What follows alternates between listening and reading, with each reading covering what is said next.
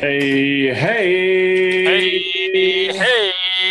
hey, hey, everybody. Sean Dotson here with the flip side, Hey. and it is What's up? Wednesday. This is the after hours party. It is your favorite non PC beer drinking, thrill of the chase talking show.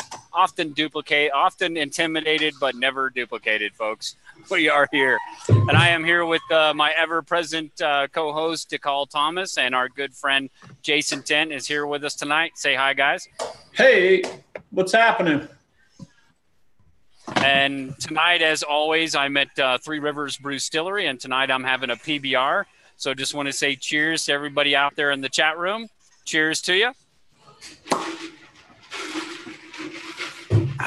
Jason, what are you drinking tonight? Coffee? You drinking some old cup of Joe tonight? Uh, this is the finest great value Walmart brand K-Cup coffee.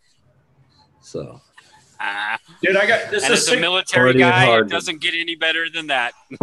this is my yeah, favorite it's good. $6 shirt from Walmart. I friggin' love these. This is my favorite I have the $4 same PBR. stylist.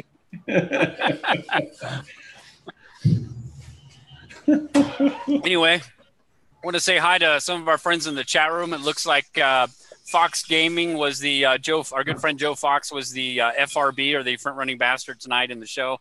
But we also got Sir Crow in the room, Welder for Hire. Go down the list here. They were chatting there for a good 30 minutes before we even got into the show. Chris Bettles, our friend who's now up in his search area, searching. Our friend from Australia is in the chat room. What else we got in here? Finn Treasure Hunter Jason was, and then we snagged him and brought him in. He's in here. Maverick Searcher. Looks like we got DeCall's best friend, 23 Monarca's in here. That's right. William Ortiz. What's going on, William? Virgil Kane is my name. What's going on, brother? Sakar. Hey, brother Sakar. Daystar. The Mrs. Dodson is in the room. That is my wife, if everybody doesn't know. Wow. She's hanging out. And while I say David is my search partner, my wife is my very first search partner and best search partner. Davio22, my brother from another mother out there in California. Joel Lewicki. Hey, Joel, we haven't seen you in a while. How are you doing? Our good friend Jimmy Fast is in the room. Jim White. Journeyman. Hey, Journeyman, how are you?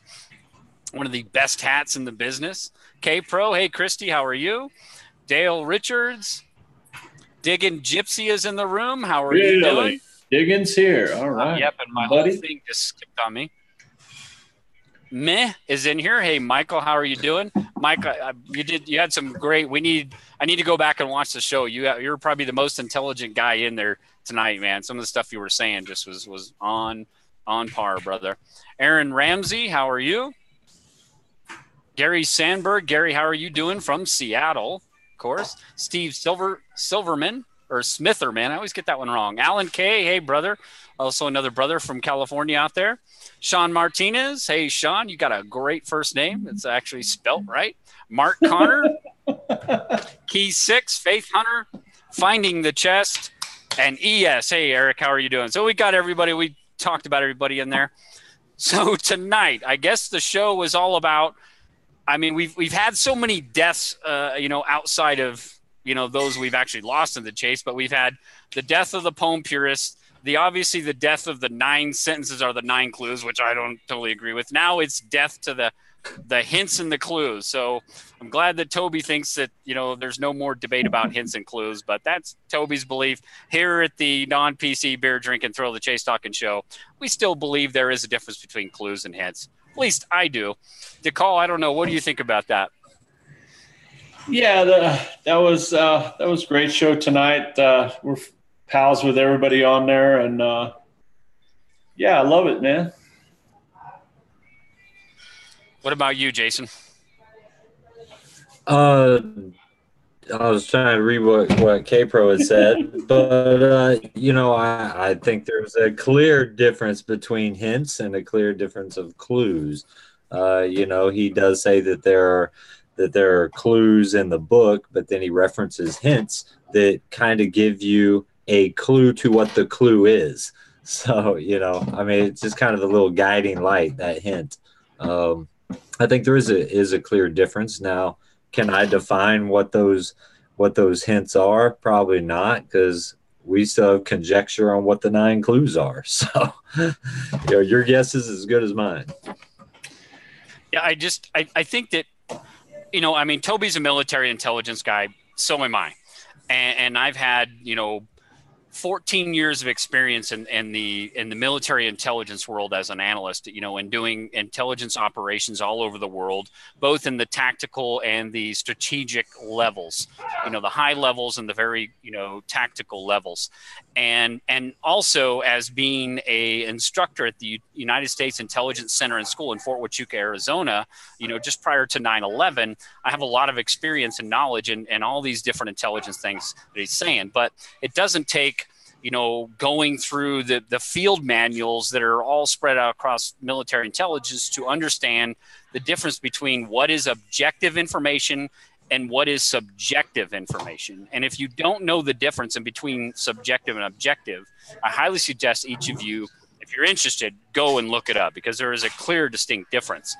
But Toby keeps saying that the source, of all this information is Forrest Fenn. The real source, in my opinion, is strictly the poem, the 166 words that we have. We know for a fact that the architect, Forrest Fenn, wrote the poem. That is all the evidence that we need, according to even the architect, to find this treasure. That information is completely objective. It is fact. We know for a fact that contains 9 clues. Whether you think the 9 sentences are the 9 clues, or the 9 clues only are existing between the words begin and cease, it really doesn't matter. We know for a fact it is objective, that is fact, that the poem contains the 9 clues. Everything outside of that is hints and cannot be anything more than a hint. So there is a clear distinction between what is a clue, something that will point you towards the treasure, and something that is a hint that can only help you with a clue. How a hint helps with the clue is completely up for debate. Yeah. But you need to understand, it doesn't take a master's degree in intelligence analysis or counterintelligence to understand that the poem is just the evidence, and everything outside of that can only help you, guys. Sure. This whole talk, and I'm sorry, I'm going on a rant here, guys. But I got the. You're right. The subjective and the objective. Subjective means personal opinion, interpretation. Objective based on fact. Okay. I love how you're applying exactly. that. And then the poem is fact, and everything else is basically opinions, interpretation. I also I rarely break it down to the 166 words though. I like to break it down by line. I like the 24 lines, because we're not totally sure what are the 9 clues. We're not, even though I always argue that the most obvious 9 clues is the 9 sentences. And we know where to begin it. We know where the first clue is. That's helpful. But I still look at it line by line. I like each line keeps it in context. So every line of the poem is better than just analyzing every character or every word or every I personally don't care that much about punctuation, but I know Sean and I can appreciate punctuation a lot more in grammar since getting to know you, Sean, but I much prefer the 24 lines than a bunch of and I think tonight on the show when they were talking about counterintelligence, I'm gonna go off on that one. I'm gonna go off on that one. Yeah, Jason, go ahead and say what you want to say before I go off on that one, because you may say the same exact thing as I'm going to say. We lost first of all, Forrest doesn't need any. No, I'm still here. But Forrest doesn't need to do any counterintelligence matter. But So with the counterintelligence argument, he's not putting out hints and clues for counterintelligence. They're using that terminology incorrectly. I'm real curious to what working in the intel community, Sean, what your opinion on the use of counterintelligence would be. Sounds like we're still a little choppy, guys, but listen, this whole counterintelligence thing, Toby keeps talking about is Forrest Fenn misleading us? Is he using counterintelligence against us? Bullshit, hogwash, in my opinion. Forrest Fenn is not engaging in counterintelligence. He is being straightforward. He's said shit so many times in different ways. Go back to the poem. I'm not employing subterfuge. It is us searchers who are employing counterintelligence, not intentionally. Some people intentionally, but they are, misleading. Counterintelligence is basically misleading. It's just another term for that word, misleading. Some searchers, in my opinion, intentionally mislead other searchers with information. Other searchers unintentionally mislead people by not saying things are their opinion or stating things as fact or stating things as actual absolutes. And I jumped all over Man Alone a couple of times by stating, this chase is nothing but a lottery, or grammar has absolutely nothing to do with this. You cannot speak in absolutes. Now, have I done that? Sure. Maybe I might have slipped and said something that I think is an absolute. Do I mean to intentionally? No, I don't. You cannot speak in absolutes in this. The only person that can speak in absolutes is Forrest Fenn. Yeah, I like what you're saying, because that's one of my biggest gripes in this game is when people you got 2, 3, 4, 10 different people trying to lecture us about what the blaze is and where the chest is, and if we only understood this part of the poem or that part of the poem. It's not productive. 9 out of you 10 guys are lunatics. Okay. So it's much better to say, here's how you as the chase can apply this to the poem. In my opinion, sure. It's not even necessary to say, in my opinion, it's just say, here's an idea. And you go ahead and talk about it, but you don't say, this is where the blaze is. You don't say, if you guys only understood, well, go ahead and tell me. No, I can't, because I can't tell you where my solve is. Well, that's one of the reasons why I publish my solve.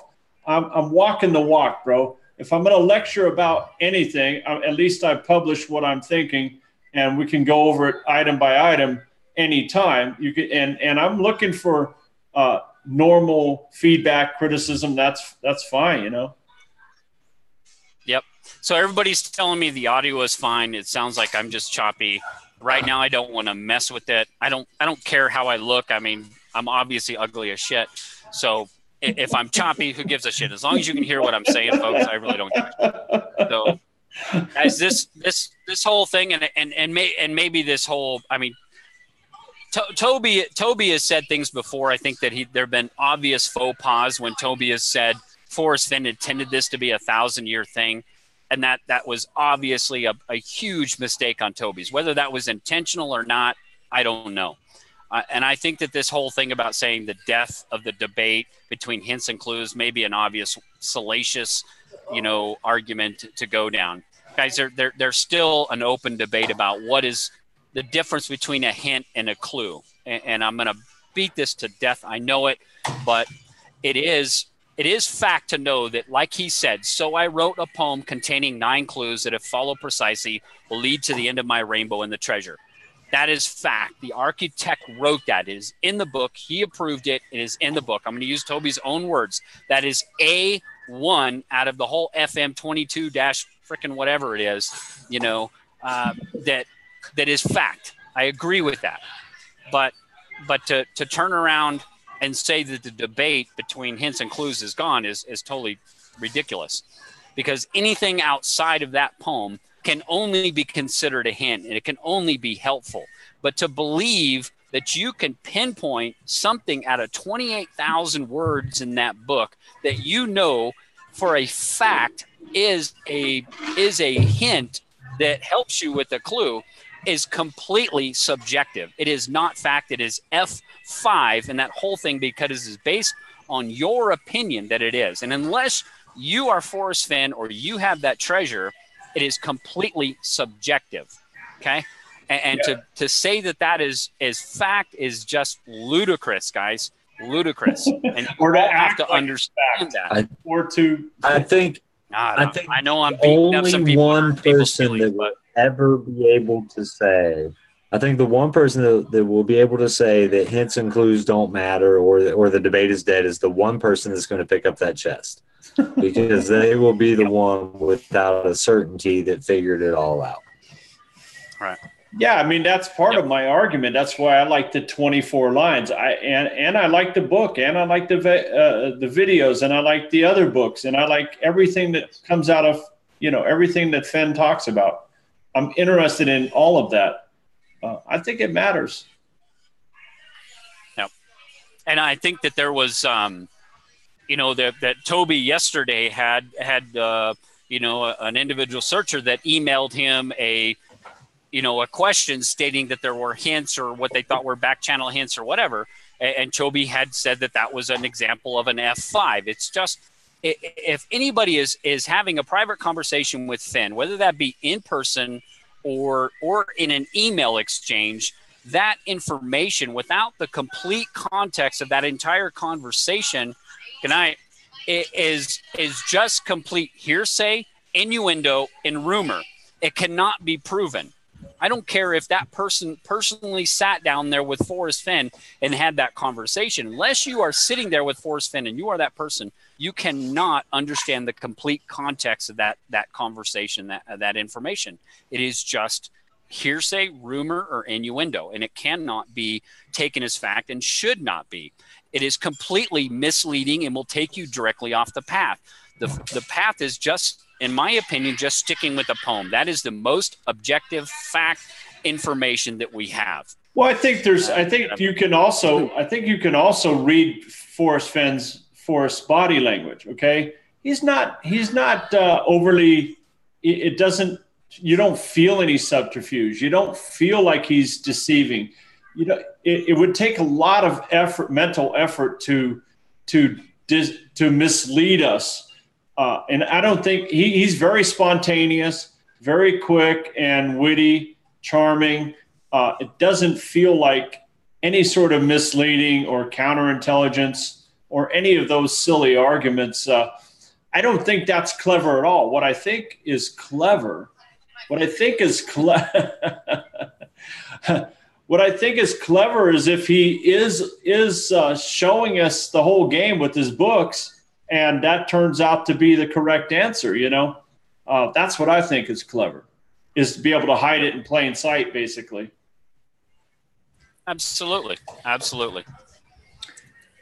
Not agreed with. Let's. Do we have anything else to say on this? I don't know if we've beaten this horse to death over here or not, but Jason, you want to say something? Fake news. Oh, come on. Toby, I like Toby. Hey, I like Toby. that. I just don't. If I don't agree with something somebody says, I'm going to say something about it. No. Welder for Hire said that in the chat. I just repeated it. All right. Okay. Mark Connor just says, no, you just said that's a fact. To stick with the poem.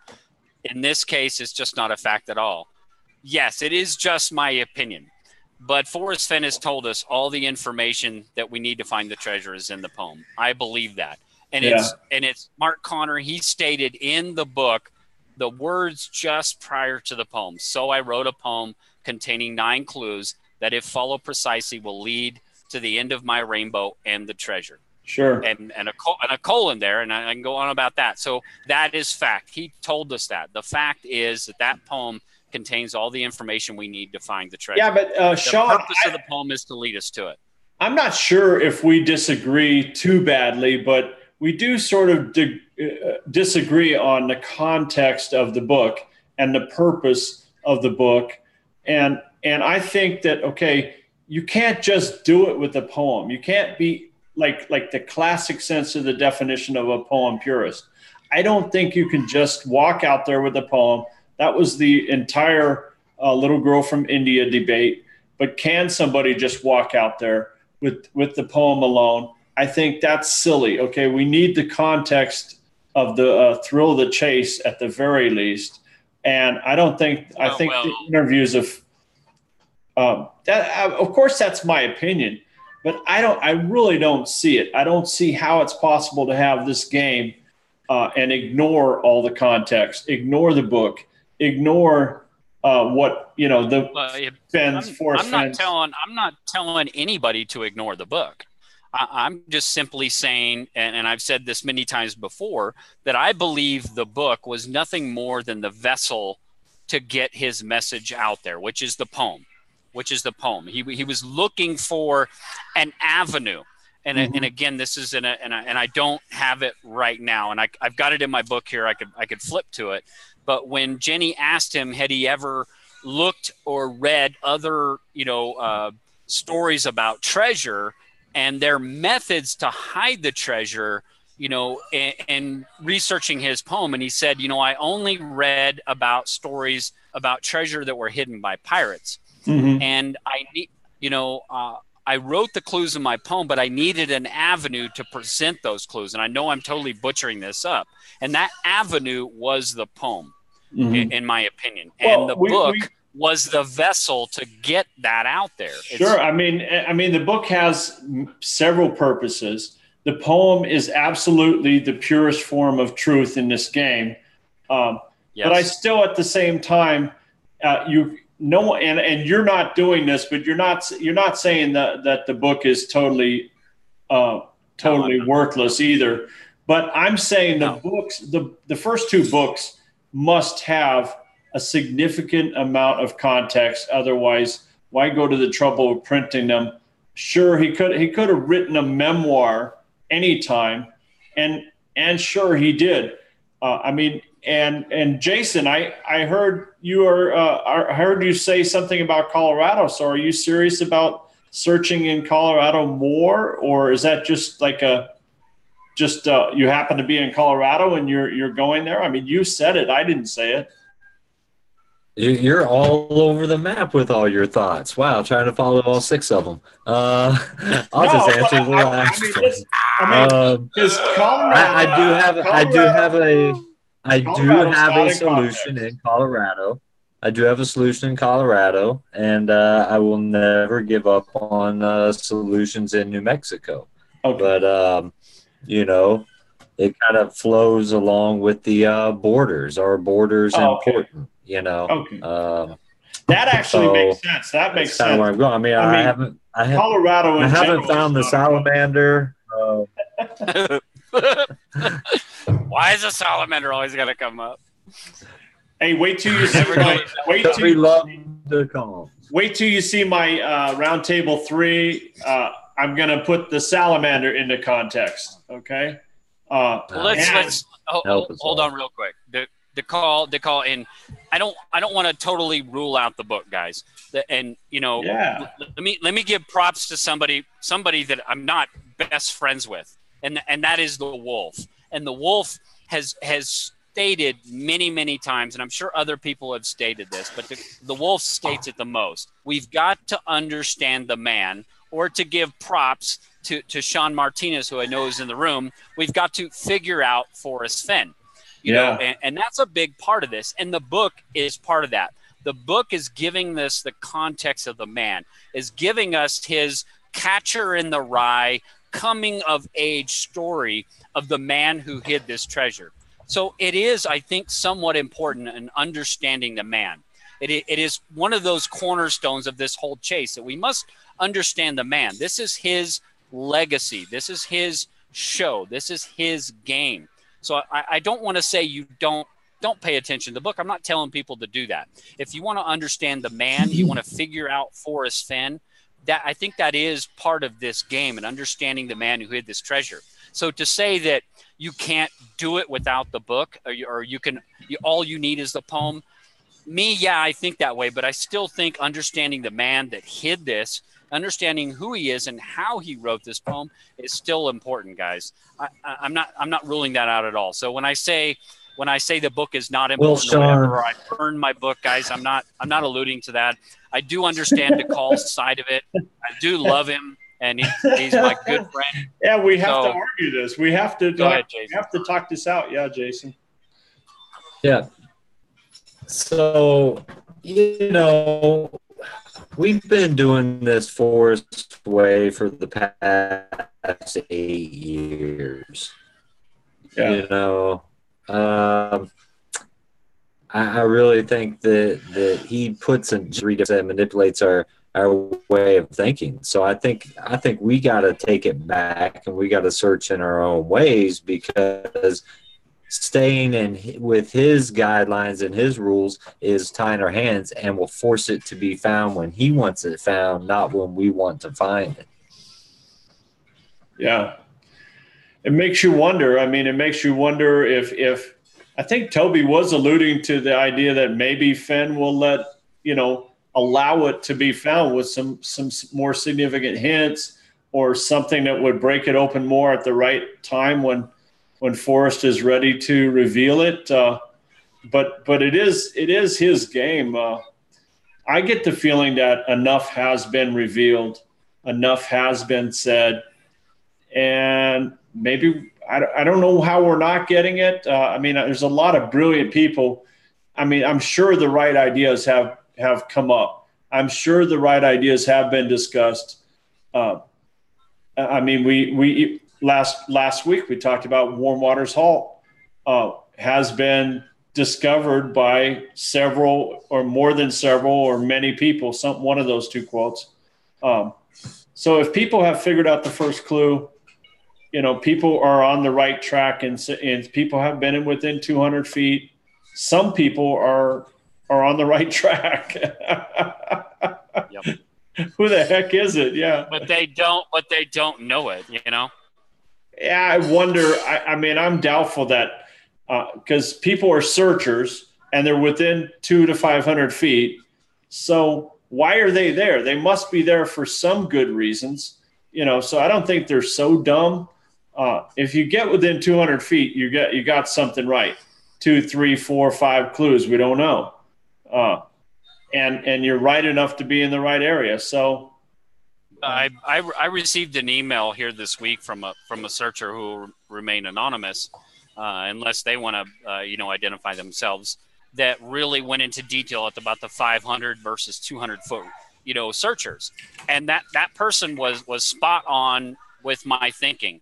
And I told that person, no, you're preaching to the choir, because you're saying exactly what I think. And I told that person, I said, man, what you're saying is a great topic for a roundtable, because, there's a lot of people, there's this lot of thought about, how can some, many people be within 500 feet, but only a few within 200? What is that difference? And I thought, we can talk about that tonight, but I thought that was a great, topic for, a roundtable, a future roundtable to talk about. So. Yeah, I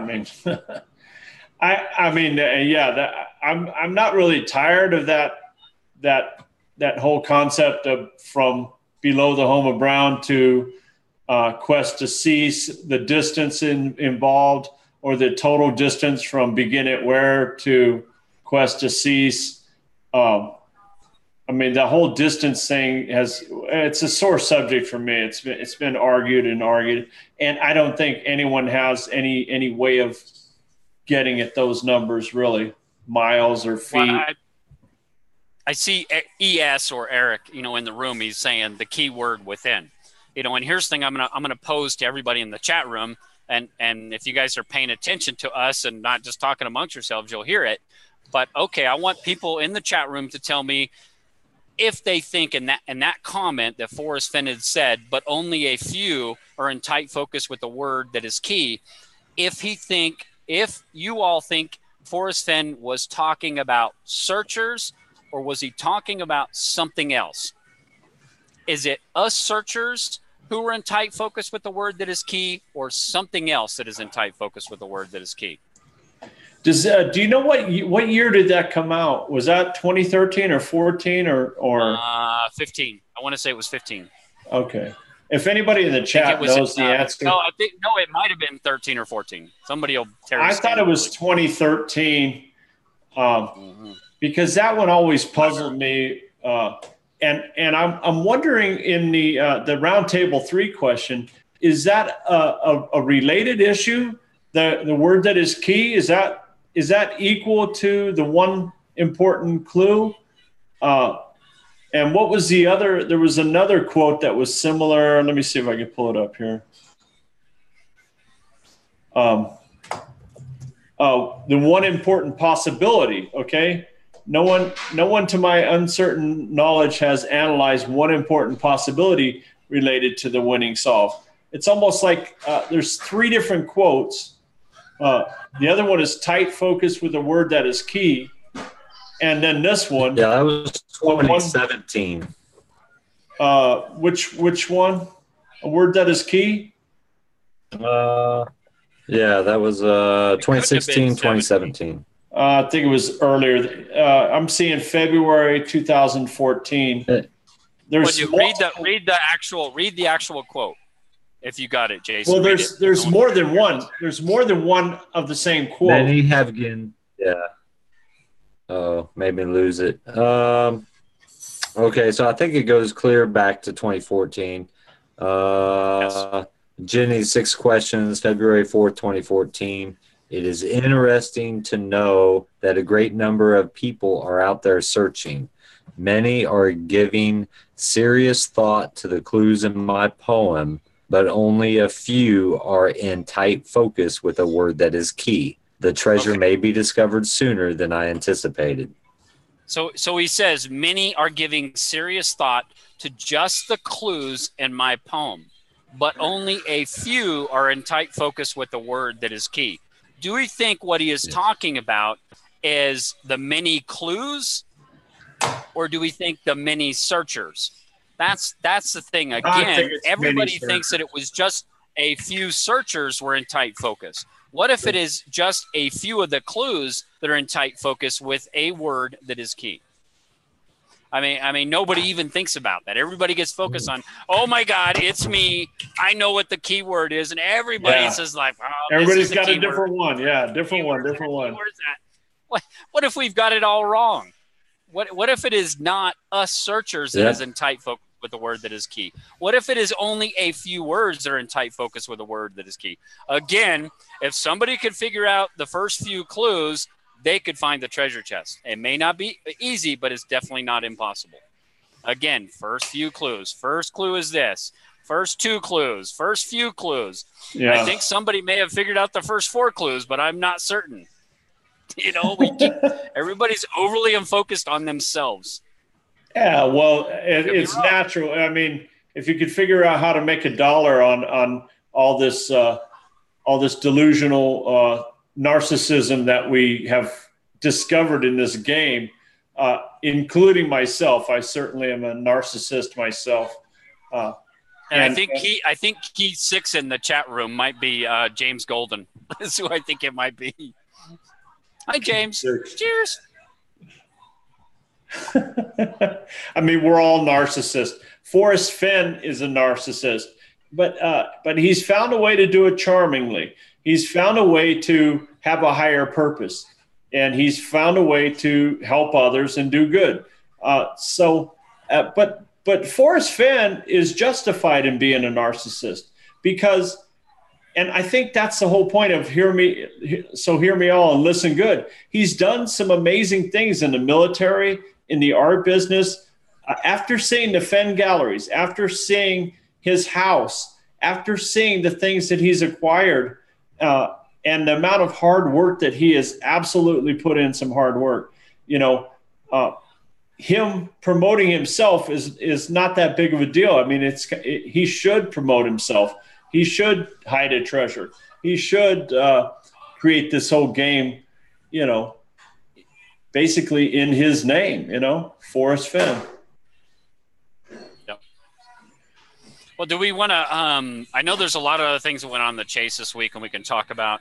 One thing that just came out today, and I didn't even know it till DeCall told me. I worked late tonight, but he did tell me that we had another featured Q&A come out on Mysterious Writings tonight. So DeCall, I know you've got that Yeah, spun got up. it. If you want to read that, read that for everybody. If you guys didn't know, DeCall Thomas is going to read this for everybody. But this just came out today. So go ahead. Yeah, DeCall. on Jenny Kyle, mysteriouswritings.com. Hi, Mr. Fenn. Do you still hope to return to the spot someday, comma, and make the boldest move you've ever made? Question mark. If you can't physically return to the spot, would you want your ashes scattered there? Question mark. That was from Alan K. Okay, here's the response. Yes, Alan K. But in order for that to happen, I would have to tell someone where that spot is. And that won't happen. But I'm still thinking, F. Yep. And Alan K is in the chat room tonight. Yeah. I just want to tell him that was a great question. Yeah, great question. Good job. Great use of punctuation in that question. I know K-Pro's in here, and I'll give her some shit. Punctuation does matter, K-Pro. Mm-hmm. What do you guys think the biggest part of Finn's response was in that? Yeah, I'm still thinking, I'm still thinking, what the hell does that mean? I mean, DeCall and I were talking about this before we got in there. Go ahead, Jason. Go ahead, Jason. Yeah, think. Exactly. Well, I was going to say, he keeps telling us to think, you know. He says, think. Yep. Think about it. You know, you got to think. Yep. And now he's saying, I'm still thinking. Yep. So I mean, DeCall and I were tossing this about what if, and here's a big what if.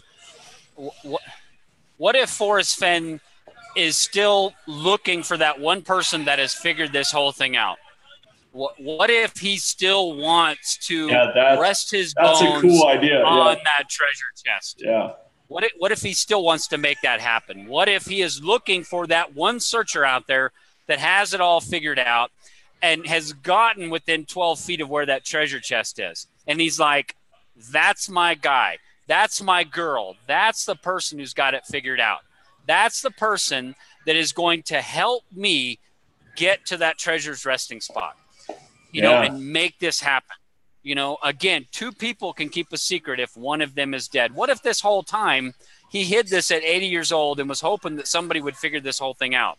And that is that one person. Now, you're that one person. All of a sudden, Forrest Fenn emails you and says, hey, DeCall Thomas, you figured it out. It's up there in that spot in Montana.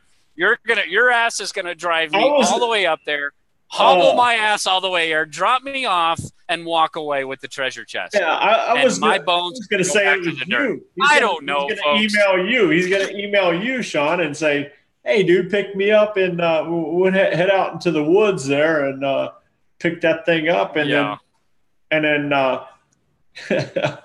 let's rent a four-wheeler. And then he looks at me and goes, this isn't it. This place isn't special. Look at this. What the hell? I don't know, folks. I mean, it's just, again, he's still thinking. I mean, I don't know. Just a thought. I'm still processing this whole Q&A. Yeah, it's fun to think of. Everybody wants. According to Toby, it's a clue, folks. Yeah, it's a clue. It's a clue. It's clue number 378, folks. I don't fucking know. How many clues are we up to right now? Yeah, everyone's got like, 9, folks. I want the 14th clue. I want the 14th clue. I mean, Jason, what did you say? We're talking about a man. I mean, you and I talked offline the other day a little bit. But go ahead. Finish your thought. You interrupted my thought. I forgot my thought. You go, brother. Did you guys watch Goldilocks Roundtable 3 video tonight? She covers a lot of the narcissistic comments on there. Yeah. Goldilocks, I apologize, guys. I know there was like 5 of them that came out today. I worked late tonight. I had like 45 minutes or an hour to hang out with the family, eat dinner, and then get over here and do this. So I haven't had a chance to watch everybody's video. I do apologize. I'm not prepared to talk about it. I know Jason got to watch some. DeCall, you got to watch some. So, guys, if you want to talk about them, and then I can catch up. Oh, yeah, there is a few of them. Wow. There's like 5 of them right now. Yeah. I think everybody's been hesitant. Everybody's kind of been waiting for everybody else to be first. I get that. I'm sorry. I would have put mine out. I too was waiting. This one stumps me. This one completely stumps me. It's fun. Yeah. I'm looking at these. I'm looking at there's 3 more today. There's a total of 5 or 6 now. Yeah. And then we're expecting yours, and mine will be out probably tomorrow. Yeah. I'm not I think doing Alan one. K was dropping his 2 or 3. Jason Dent's totally on strike, apparently.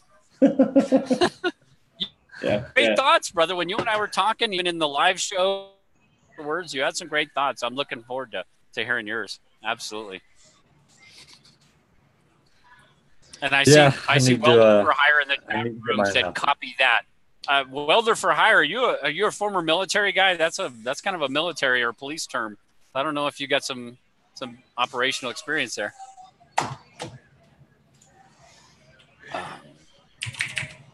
So what else do we have this week, guys? We had 2 scrapbooks that came out this week, scrapbook 191 and 192. Did you guys have anything on those? That's yeah. Crickets. Oh, I don't want to cut off Jason because it seems like something's delayed here. My internet is my internet's crap right now. Oh yeah, you moved and that's why you got a different internet. Holy crap. The first one, George Montgomery, that's pretty interesting. I heard there was a lot of controversy over at DaleNeitzel.com about runway 27 and the numbers, and the 5 was changed and whatever. And why did Dale picked out the pictures, and why did he go to all the trouble? And then what is the point of this whole airplane and airports and all that?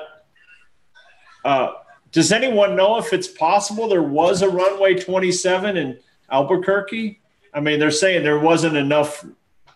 Maybe it's runway 27. I think immediately after Forrest Fenn released that scrapbook, it crashed Dale Neitzel's site. There was too many numbers, too many rabbit holes. I forgot who said it in there. Sakar said it in there. Exactly, Sakar. There was so many rabbit holes in the scrapbook 191 that all the rabbits completely jumped out of their holes, jumped on a train, and went to freaking Minnesota somewhere. It was embarrassing. Yeah, that's it. Yeah, that's interesting. I mean, it is another interesting example of Dale Neitzel's interaction with Forrest Fenn's scrapbooks.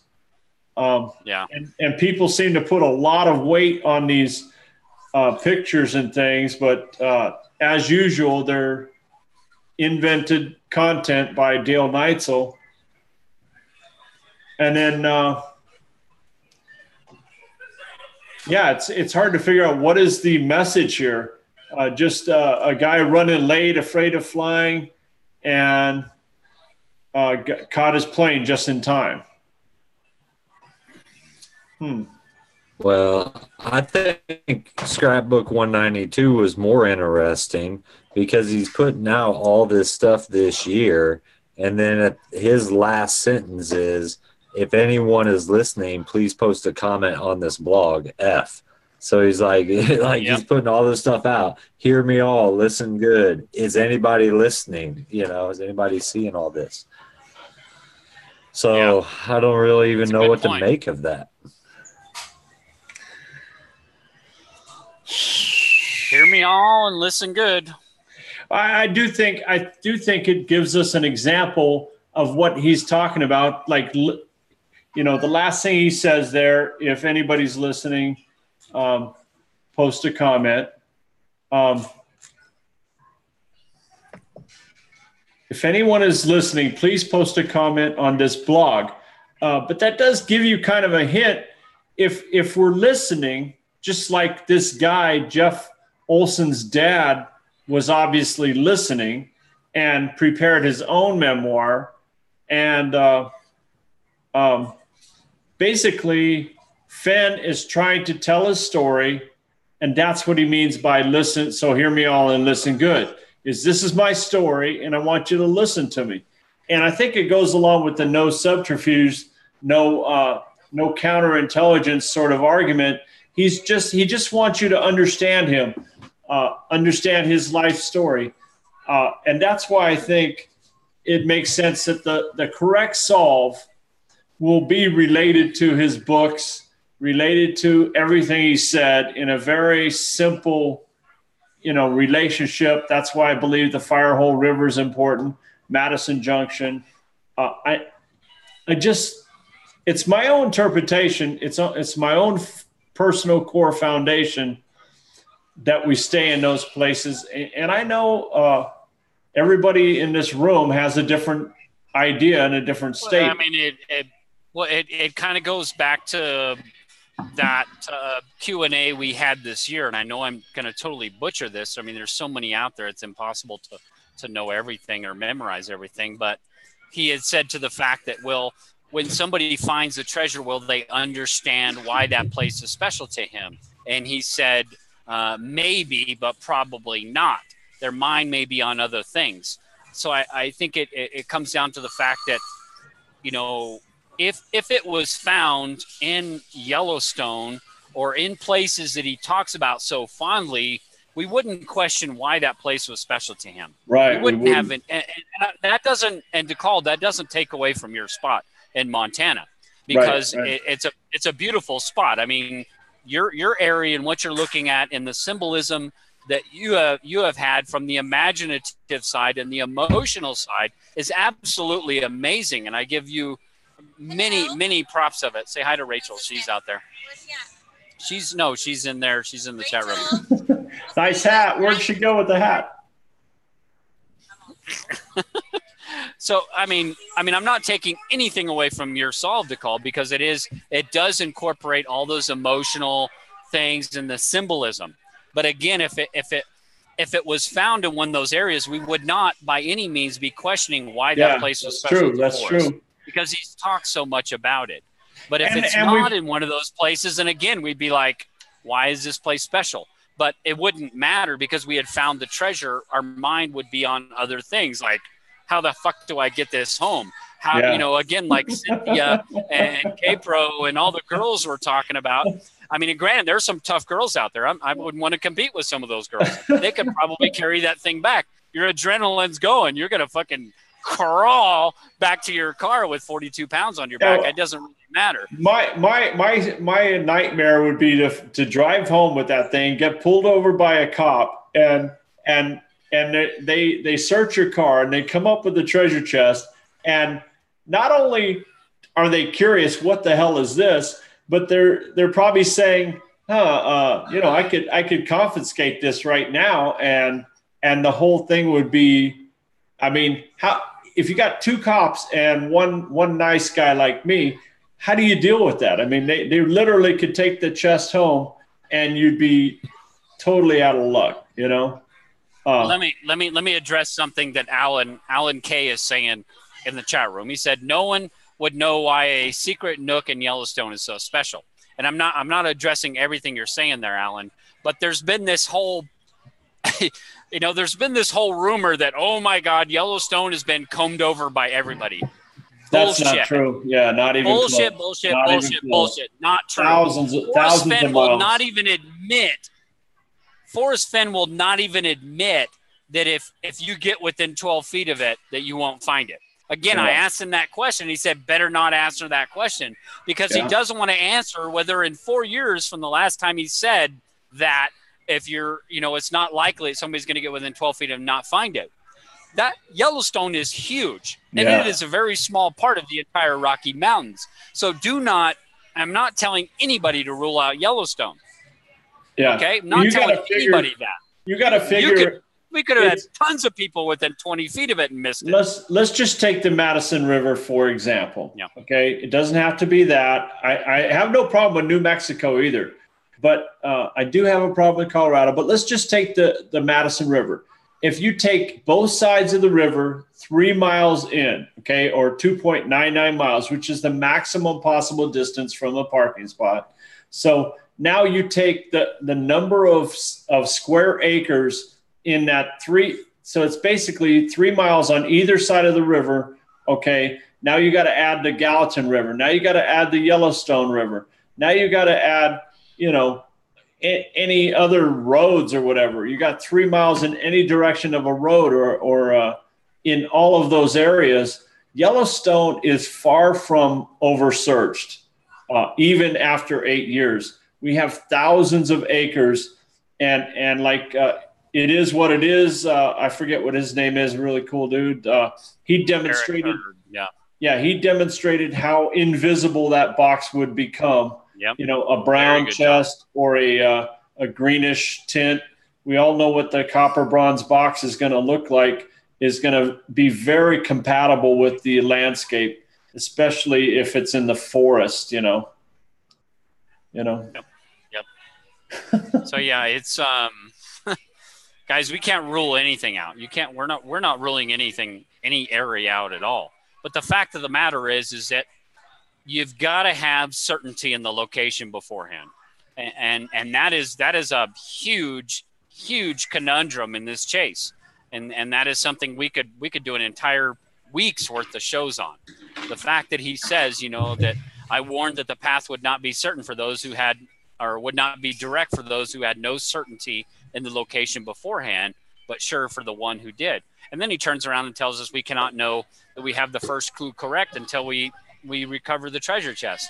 So if we're all out there just randomly trying to search where this thing is, and we don't have that first clue narrowed down, whether you think that's what or where Wormwater's Halt is, I mean, that's the, man, I don't know how to stress that more than anything. I mean, that's the most important thing is trying to figure out where. So are you bowing out, Sean?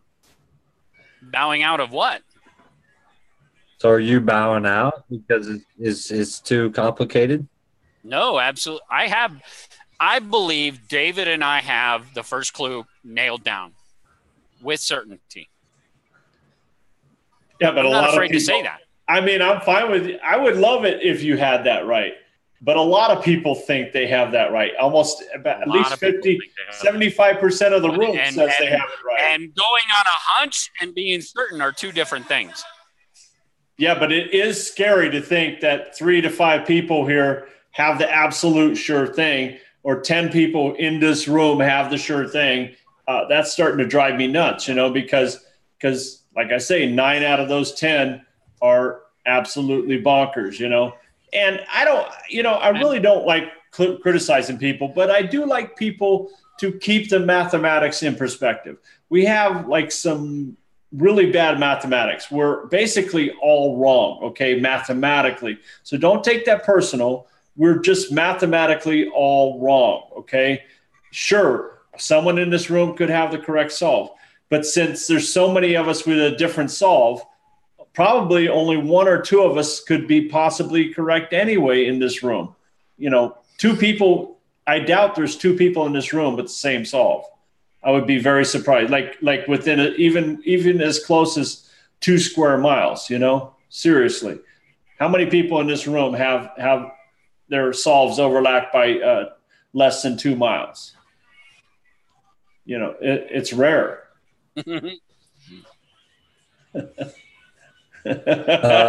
Cynthia and I had the exact same solve. We had 2 different where Wormwater's Halt, but all the rest of it down to the search area was the exact same.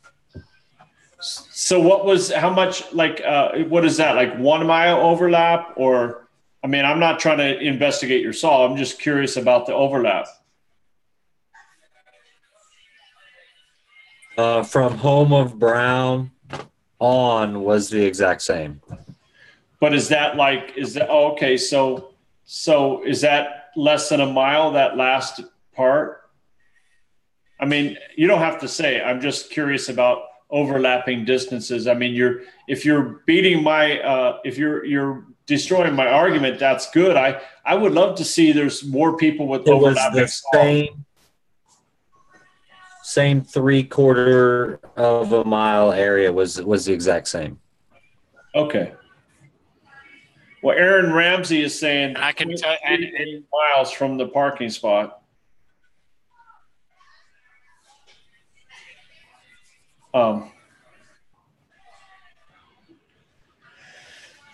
Yeah, there's so many. I mean, mathematics. If you start to read mathematics, okay, I mean, like Redneck Express is saying, there's no two paintings are alike. If you stare up into the night sky, you know, the galaxies. There's gazillions. This number is so huge. The number of stars in the sky, and the amount of overlapping ideas in the universe is very rare. So I would imagine the mathematics of finding this chest is a very large number, you know. But why is it that every one of us, and there's not 350,000 searchers out there. Forrest Fenn has said 350,000 searches out there, 350,000 different people putting boots on the ground. So I'm not people, but times putting boots on the ground. So we don't get that 350,000 number out of your head. We're probably more than likely at really about 60 or 70,000 real searchers that have been out there searching with 350,000 different searches out there. Jason Dent might have had 30 different searches. DeCall might have had 20. I'm at 40 plus. I mean, let's work these numbers here, folks. Yeah. But why is it each and every one of us cannot agree upon anything? Yeah, we can't. We all have the same 166 words to go by. Why is it that none of us can agree on anything? Because everybody, or most people, sorry, I'm going to talk about freaking, facts or whatever else here. But we all go outside of those 166 words. We go so far outside that box. That Forrest Fenn has said, I've told searchers so many times to go back to the poem, I don't want to say it here anymore. I've told people, I've never said it before of people to go outside the box, but I'm saying it now. He's stressed this. Stay within the confines of that poem. Stay in the confines of that book, at least, stay within those. Those are the parameters, in my opinion, that we have. But so many of us cannot even agree upon within 166 words what the 9 clues are. That's why we're none of us have the same solve. We're so far out there. Or why, even Minotaur Marino said, that 200-foot searchers no longer in this because they had no certainty.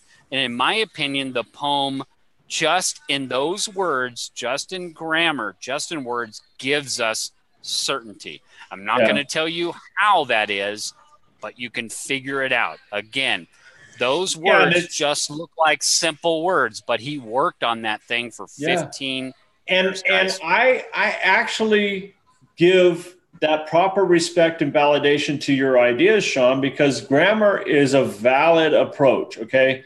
My core foundation, I think, is also a valid approach of basing, even though I chose Madison Junction for, on its own merit, but the clincher and the validation for me was Forrest Fenn, putting it on the cover of Too Far to Walk. That was enough validation for me. We all have our different core principles, though. And I certainly don't mind pure grammar as your foundation. I love it. I wish it's guys, like Forrest Fenn is quoted, Mark Twain. It's not what you don't know that gets you in trouble. It's what you think you know for sure. Yeah. And what is it that DeCall Thomas, Sean Dotson, and Jason Dent, and every single one of you in this chat room tonight, I don't know how many people are in there, have in common? Each and every one of us speaks the English language. We understand exactly what each of us is saying. Okay, while we might interpret those things differently, we share the English language. Yeah. But do you really understand the words that are in that poem? I guarantee you don't. Yeah. Because if you Well, did, no, nobody we'd all does. be on Nobody top of does. each other. Well, and Go, it was go to sorry. Facebook. Go to Facebook and look at some of the things like Jenny Kyle's put out or Mike Cowling. You know, it's like how many buttons go on this snowman's body. You know, it's just word problems that are on there, and everybody has different answers. It's the same Yeah. way with the search. Yep. Yeah, Yep, it's exactly. But they're just simple words, folks. They're just simple words, but we think we know what they mean, but we really don't. Forrest Fenn has said we think we know what our words means, and we sometimes use them erroneously. As an example, what does the word several mean? And somebody shouts out many, and he's like, no, it doesn't. It means more than two, but not many. We don't understand what our words mean, and everybody's like, "Wow, Forrest Fenn doesn't go by the Chicago rule of style," and I'm like, "Oh God, here we go." Here we go. Yeah, I was kind of shocked to find out that brown trout does not follow proper grammar. I mean, that was a huge Nope. thump on the head with the frying pan. But you know, and a lot of people would agree with me, since Forrest Fenn does break the rules, since he does have a lot of intentional misspellings both in the book and on the bills. Okay, we can push the guidelines. You know, we don't have to have perfect grammar to solve this thing. And but it did really make me look back on my core foundation of what is the most important guiding principles for solving this thing. And I said, well, I have to risk this one. This is the closest thing I've found to disproving my solve. Distance is an issue for my solve, but it doesn't disprove my solve. It's 2.1 miles or less to my hiding spot from the parking spot. But the idea that brown trout does not follow the rules of grammar, I'm willing to risk that, just because Fenn is known to be more of a storyteller than a school teacher. But that's just that. It definitely has to fall under my interpretation, my opinion. Yep. Guys, we're going to wrap this up. We're at over an hour and 15 minutes. We're going to wrap this up, but just to give a synopsis, guys. I don't think the debate between hints and clues is dead. I think that if Toby wants to go down that, great. You never interrupt a competitor when you think they're making a mistake, and I think Toby is making a mistake. Honestly, I honestly think he is. What's his mistake? That's a mistake, is he cannot clarify the difference between a hint and a clue. Even a guy that's had 34 years worth of intelligence experience. Sorry, guys, I cannot agree with that. But that's his road to go down. Again, none of us are authorities on the chase. Myself, no less than Toby or any one of us in this chat room or in this panel tonight. So that's his choice to go down that, if that's what he believes.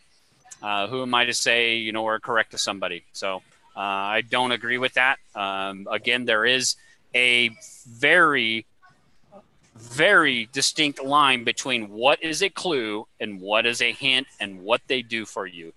Everything in the poem, and those 166 words in the poem, are clues. Whether you think that the 9 sentences are the clues, or individual words in that poem is a clue, or just the clues exist between begin and cease, it really doesn't fucking matter. I don't think it matters, as long either. as you can understand the poem and circumstance yourself to treasure.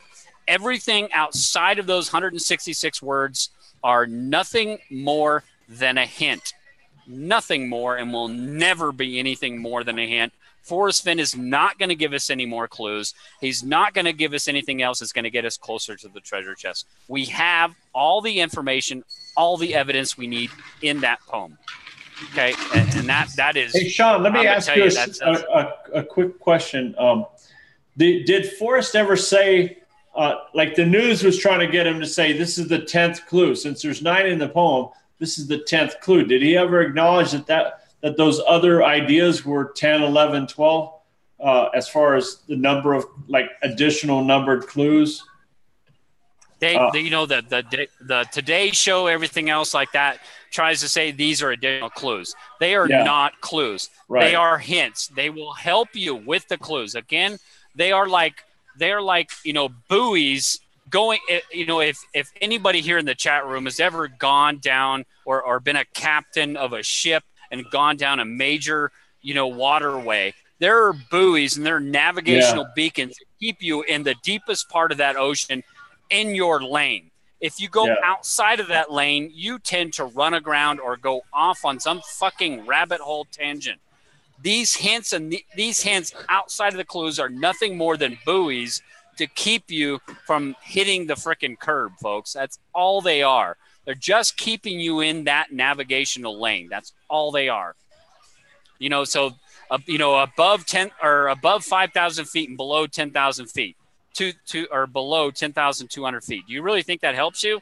No, because 99% of the Rocky Mountains fall within that freaking parameters. So it really doesn't help you. They're just ballast. They're just checks and balances in the system. That's all they are, folks. In my opinion. Sorry, they're not a fact. In my opinion. Jason, I know you got to get, brother. I know we're going to wrap this thing up. Yep. Yeah, look, there are no experts in the chase. There's only experienced searchers. So, you know, none of us are an expert. If we were an expert, we'd have the chest. Exactly. Thank you, brother. You're right. All I got. Yep. That's the way I feel. Jason, I know you got to go. Nobody's experts. Yep. I mean, opinions, folks. This whole game is a little bit on faith, and that's why you got to be sort of true to yourself about, okay, everyone out there, they should come up with their own core foundation. What are you basing the correct solve on? What should you be basing it on? What is your acceptable study materials? Is it just the poem? Is it just the poem in the first book? Is it anything that Fenn ever said out of his mouth?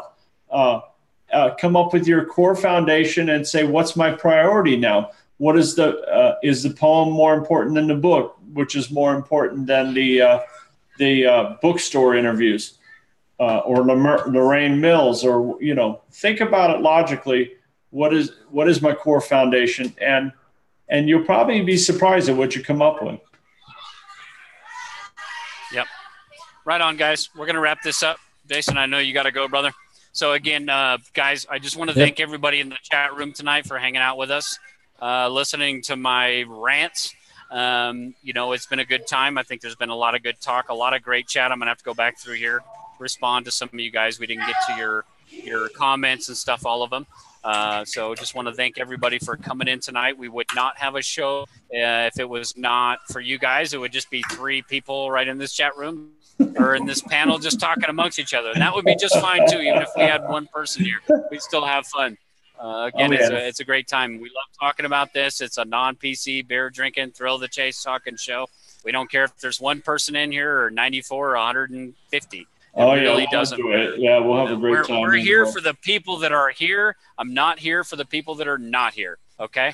So if you like this, great. Give it a thumbs up. Subscribe. If you don't like it, that's okay too. Give it a thumbs down, and we'll see you next week, even if you give us a thumbs down. That's okay. You always show up, so we don't care.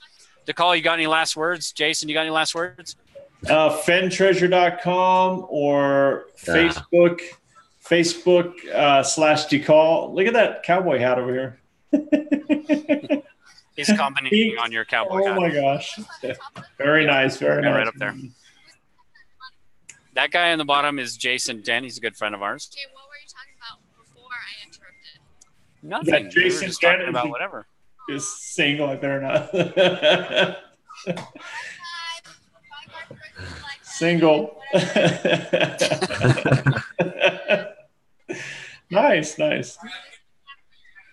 No, he doesn't have enough beer to be on Duck Dynasty. Nicole, she just said you can't be on Duck Dynasty. You don't have a long enough beard. Very nice. You're very cute. Yeah. His name is that's Jason, and that's DeCall. Okay. Oh my gosh. Jason, bye, Paul, and bye, Sean. Right? Yes. Okay. Bye. Bye. Bye. Happily married. Fangirls. What are you going to do with them? Anyway, guys. Jason, you got any last words, brother? No, just y'all have a good night. That's it. Thanks for having me on. Yep, brother. Yeah, All right, cool. brother. We'll take care. We'll talk to you later. Everybody, again, thank you for coming out tonight and hanging out with us, for an hour and 20 minutes. And we will catch you all on the flip side. Have a great night.